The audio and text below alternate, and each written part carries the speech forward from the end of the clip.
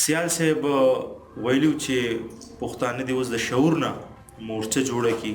مفکوره هغه شعوري مورچه ده چېرته چې ادب، تعلیم او د تیاتر د لارې دلته خلک مختلف داسې څیزونه زده کوي چې هغه زموږ نه په نورو تعلیمي ادارو کې پټ دي.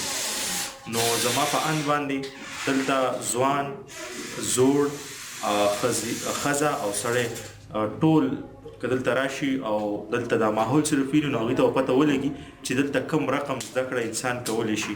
دلته یوازې د کتابونو نه علاوه دلته چې کوم فن دی نو هغه هم زده کیږي.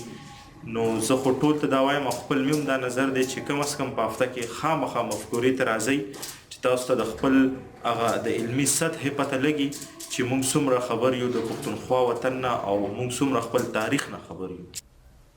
په سکول کې ما پښتو ویلې وه، د هغې نه پس بیا د انګریزۍ سره اردو سره مخ شوم.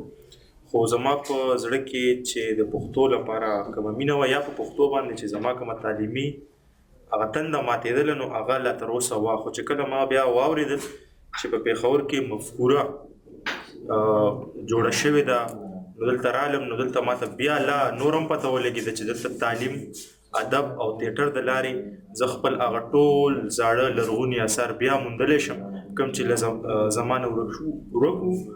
او زه هیله لرم چې نور ملګري به هم راځي او مفکورې کې به خپله تعلیمي تنده، علمي تنده هغه به ماتوي. د دې نه مخکې د تیاتر حوالې سره ما صرف د هندوستان په فلمونو کې کتلي چې یاره تیاتر و، هلته به اداکاران به جوړېدل، هلته به خلکو د خپل فن مظاهره کوله.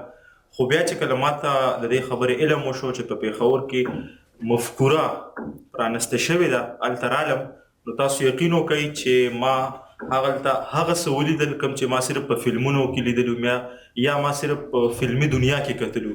زه فکر کوم د مفکورې د دې سټیج نه به په راروانو څو کلونو کې داسې فنکاران مخې ته راشي چې هغه به د تیاتر هغه ورک تصویر او یا چې د دې کوم اهمیت و هغه بیا راژوندی کړي.